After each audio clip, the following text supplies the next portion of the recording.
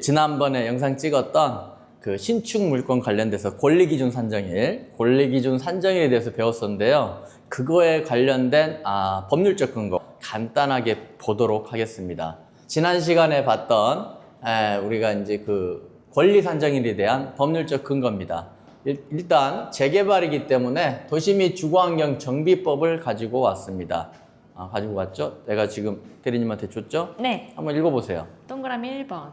정비 사업을 통하여 분양받을 건축물이 다음의 각 호의 어느 하나에 해당하는 경우에는 제16조 제2항 전단에 따른 고시가 있는 날 또는 시도지사가 투기를 억제하기 위하여 제6조 제1항에 따른 기본 계획 수립을 위한 주민공람의 공고일 후 정비구역 지정, 고시 전에 따로 정하는 날의 다음 날을 기준으로 건축물을 분양받을 권리를 산정한다. 네, 거기까지.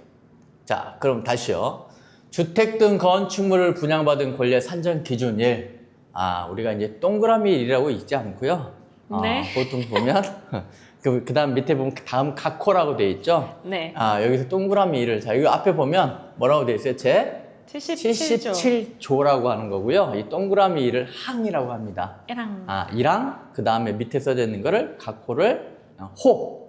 그래서 조, 항, 호. 그렇게 있는 겁니다. 네. 그러니까 77조 1항 이렇게 있는 거야 되겠죠? 네. 77조 1항에서 자, 내용을 요약하면 이겁니다. 주택 등 건축물을 분양받을 권리의 산정 기준일이란 시도지사가 투기를 억제하기 위하여 정비구역 지정 고시 전에 따로 정하는 날 또는 그 정하는 날의 다음 날을 뭘로? 기준으로 건축물을 분양받을 권리를 산정한다 이 얘기죠. 그러니까 시도지사가 투기를 억제하기 위하여 따로 정하는 날의 다음 날을 기준으로 해서 정한다. 그러니까 결국 누가 정한다는 얘기예요? 시도지사. 시도지사가 정한다고 어디에 나와 있는 거예요? 어디에? 도시 및 주거환경 정비법. 법에 나와 있다고. 지금 무슨 말이냐? 시도지사가 따로 정해서 발표해라 이 얘기입니다. 그 얘기예요. 자, 그 다음에 2항도 한번 읽어보세요. 2항. 시도지사는 제1항에 따라 기준일을 따로 정하는 경우에는 기준일, 지정사유, 건축물을 분양받을 권리의 산정 기준 등을 해당 지방자치단체에 공보해 고시하여야 한다. 2항입니다. 2항. 그러면 시도지사는 다음 날을 기준으로 분양받을 권리를 산정한다. 그러면 이걸 산정하는데 2항에서 보면 시도지사는 산정할 때 어떻게 해야 되느냐? 건축물 분양받을 권리의 산정 기준일을 뭐 해야 된다? 고시. 즉 고시 공고해야 된다. 누구나 알게끔 발표해야 되는 거지. 자기만 알고 조용히 얘기하면 된다 안 된다? 안 된다. 이 얘기입니다. 즉 그러면 시도지사가 나오죠? 여기는 지금 법입니다. 지금 무슨 말이냐? 법에서 만약에 따로 정하려면 시도지사가 정할 수 있고 정했을 때는 뭐 해라? 고시해라 이 얘기입니다. 즉 그러면 시도지사가 어떻게 고시할 건데 그러면 이걸 가지고 따로 조례로 정하는 겁니다. 조례로. 그래서 조례를 이어서 보겠습니다. 서울특별시 도시 및 주거환경 정비 조례입니다. 자, 조례. 재개발 사업의 분양 대상 등 되어 있죠. 이것도 한번 읽어보세요. 2항. 제1항에도 불구하고 다음 각 호의 어느 하나에 해당하는 경우에는 여러 명의 분양 신청자를 한 명의 분양 대상자로 본다. 깨꼬리 같은 목소리로 잘 읽었습니다. 네. 자, 다음 각 호의 어느 하나에 해당하는 경우에는 여러 명의 분양 신청자를 몇 명으로 본다? 한 명의 분양 대상자로 본다. 이 얘기죠. 그러니까 1항은 그건가 봐요. 준다. 어떤 사람, 90제곱미터가 넘은 사람한테는 준다. 주택 가지고 있는 사람 준다. 이러는데, 그럼에도 불구하고, 물론 주택을 가지고 있는데, 뭐라고요? 여러 명의 분양 신청자가 있는 거예요. 그럴 때는 몇 명한테 준다? 한 명한테 준다. 그럼 그 여러 명이 누구냐? 이 얘기야. 보니까 첫 번째, 누구라고 돼 있어요? 단독주택 읽어보세요. 다가구 주택을 권리 산정일 후 다세대 주택으로 전환하는 경우. 즉, 단독주택이 하나 가지고 있었는데 네. 또는 다가구를 하나 가지고 있었는데 이걸 어떻게 해서 권리 산정 기준일 후에 다세대로. 지금 뭐 했다? 전환. 다른 말로? 지었다? 전환? 용도 변경? 아닌데? 그러니까 쉽게 얘기해서 뭐 했다? 쪼갰다. 아 맞아요. 쪼갰다. 이게 그래서 쪼개기 금지법이라고 하는 거예요. 쉽게 네. 얘기해서 쪼개는 걸 언제까지 쪼개야 되느냐? 쪼개기 금지하라. 금지.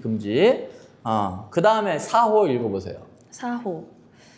한 필지의 토지를 권리 산정 기준일 후 여러 개의 필지로 분할한 경우.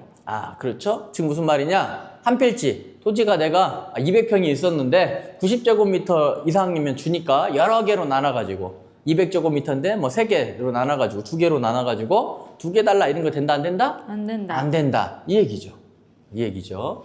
언제까지? 언제 이후에? 권리 산정 기준. 권리 산정 기준일 이후에. 이것도 역시 여러 개로 뭐 하지 말아라? 쪼개지 마라. 그렇지. 또 6항 봅시다. 우리 지금 권리 산정 기준일에 포커스가 맞춰 있는 거예요. 네. 권리 산정 기준일 후 나대지에 건축물을 새로 건축하거나 기존 건축물을 철거하고 다세대 주택, 그 밖에 공동주택을 건축하여 토지 등 소유자가 증가되는 경우. 6번. 권리 산정일 후 나대지에 신축하지 말란 얘기죠. 네. 우리 지난번에 봤던 거, 네. 그죠? 지난 우리 영상 찍었던 거. 영상을 못 보신 분들은 제가 영상을 찍어서 올려놨으니까 꼭 확인해 보시기 바랍니다. 자, 권리 산정일 후 나대지에 건축물을 새로 건축하거나 기존 건축물을 철거하고 신축하는 경우에 또 여러 개로 나눠지죠. 나대지면 하나만 주면 되는데 몇 개로, 여러 개로 나눠질 때는 어떻게 된다고요? 몇 개로 준다? 하나로 준다. 자, 요게 이제 우리가 법률적 근거입니다. 요걸 가지고 제가 표를 만들어 봤습니다. 이해를 했나 못했나 다시 볼게요. 자, 먼저 우리가 지금 포커스가 지금 오늘 지금 보고 있는 게 법률적 근거 뭐 보고 있어요? 권리 산정 기준일 다음 날을 기준으로 한다 그랬으니까 네. 정확한 날짜는 권리 산정 기준일 다음 날이 되는 겁니다. 요 날 쪼개려면 요 날 전에 쪼개고 이후에 쪼개면 된다 안 된다? 안 된다는 얘기죠. 지금 여기가 우리가 보고 있는 것은 도시 및 주거환경 정비법이니까 재개발에 관련된 겁니다. 재개발, 네. 공공재개발, 신속통합기획 재개발 이렇게 네. 있죠. 재개발은 요 도시 및 주거환경 정비법을 배우고 있는 거예요. 네. 어떤 법을 배우고 있는지도 아셔야 됩니다. 네. 반드시 경매를 하는데 법을 모르고 하시면 안 됩니다. 반드시 이론적인 걸 아셔야 누가 얘기해도 누가 물어봐도 법률적 근거를 들 수 있는 거죠. 찾아서 줘야 될 거 아니에요. 네. 어떤 분도 그래요. 공무원이 그랬다는데 공무원이 왕이 아닙니다. 뭐가 왕이에요? 뭐가 왕이야? 우리나라는 법치국가야. 뭘로 확인해야 돼요? 또 원장님이 그랬다는데 그러지 말고요. 내가 무슨 힘이 있다고. 저는 그냥 법률적인 걸로 설명하는 거예요. 법률적인 걸로. 자, 봅시다. 자, 아까 그 법을 다시 이렇게 제가 표로 좀 이렇게 만들어 봤습니다. 권리 산정 기준일 다음 날이라는 게 있는데 요 날 보존 등기가 되면 그리고 나서 분양을 다 끝내면 요 날까지 보존 등기를 하면 그러면 즉 요 날까지 신축을 다 끝내면 신축으로 쪼갠 사람들한테는 준다 안 준다? 끝내면 준다. 준다. 오케이. 각각 입주권이 나와. 네네. 만약에 여기가 지었는데 토지, 나대지가 있는데 네. 천천히 한번 이해를 한번 하면서 해봅시다. 요렇게 여기 나대지가 있었어요. 이렇게 나대지가 있었는데 네. 가지고 있다 내가 여기에다가 건물을 이렇게 지었다고요. 건물을 6세대를 지었다고 합시다. 8세대라고 할까요? 8세대를 지었습니다. 지어서 보존 등기까지를 딱 끝마쳤더니 마침 여기가 공공재개발이나 신속통합 재개발을 한대요. 그러면서 권리산정 기준일을 시도지사가 발표했습니다. 언제 발표했어요? 요 기준일을 발표한 그 다음 날까지 내가 여기 있는 각각의 소유권을 등기했다고요. 그럼 이거는 총 다 누구께 되겠습니까? 이 건물을 지은 건축주께 되겠죠. 자, 토지의 소유자가 갑이라고 하면 이 8개는 다 누구 거? 갑 거. 그럼 갑은 총 몇 개 가지고 있는 거예요? 총 8개. 8개를 가지고 있는 거죠. 그러면 네. 즉 8개를 가지고 있었는데 네. 다행히 보존 등기가 끝난 다음에 권리산정 기준이라는 게 발표된 겁니다. 네네네. 그러면 이 8개는 각각의 뭐가 나온다? 입주권이 나오니까 분양이 잘 될까요? 안 될까요? 잘 되겠죠? 잘 되겠죠. 이거 하나 팔 때마다 뭐라 그래요? 향후에 아파트 받습니다. 향후에 아파트 받을 분양권입니다. 그러면 오히려 지었을 때 3억, 4억 분양하는 것보다 미래의 가치도 반영해서 분양하는 거니까 더 높게 받겠죠. 네. 그리고 또 신축이잖아요. 그죠? 네. 호액이죠, 구역이. 그리고 여기서 잠깐요. 여기가 그때 우리 대리님이 물어봤죠. 보존 등기냐, 아니면 사용 승인이냐, 네. 아니면 착공이냐, 아니면 허가냐, 어떤 거냐, 요 기준일이. 네. 그래서 제가 이걸 좀 찾아봤는데요. 원래 처음에는 보존 등기로 했었는데 네. 사람들 불만이 많은 거예요. 네. 그러다 보니까 사용 승인으로 했어요. 네. 사람 불만이 많은 거예요. 네. 그랬더니 또 착공으로 했네요. 네. 그래도 사람들 불만이 많은 거예요. 네. 그래서 지금은 케이스 바이 케이스로 해야 됩니다. 제가 지금 서울시가 이게 계속 변하고 있거든요. 네. 여기를 짓는 사람은 가장 빠른 게 허가 날짜입니까? 보존 등기예요? 가장 빠른 날짜가 허가죠. 네. 그러면 언제를 기준으로 한 게 제일 좋겠어요?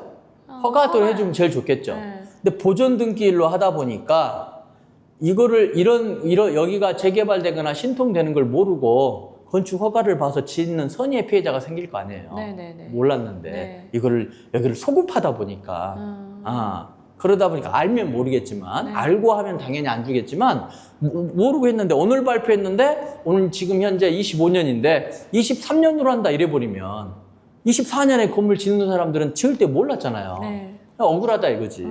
그래서 그 억울함을 서울시가 이의 신청을 받아서 보고 걔들한테는 사용 승인으로 할 건지 착공으로 할 건지 보존 등기로 할 건지 판단하겠다 이렇게 나온 게 최근에 얘기입니다.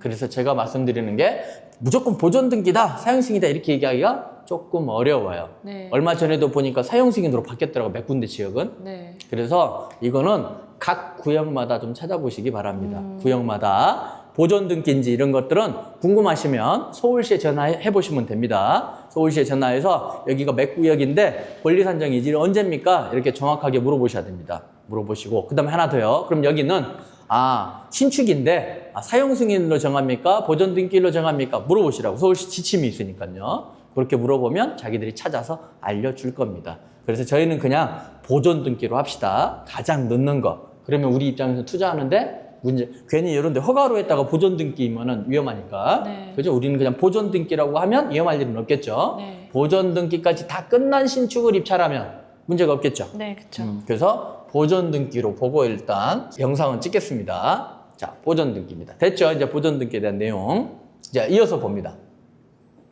자, 정비구역. 그러면 각각을 입주권을 준다고 했죠? 지으면. 네.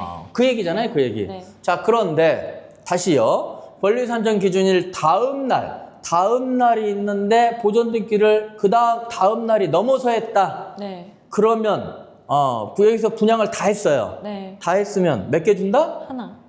다 준다? 하나 준다? 하나. 하나 준다는 얘기죠. 네. 그게 그 얘기야. 뭐 어렵지 않죠. 네. 한 개 준다는 얘기입니다. 됐죠? 이거 이해했죠? 네. 신축 빌라입니다. 네.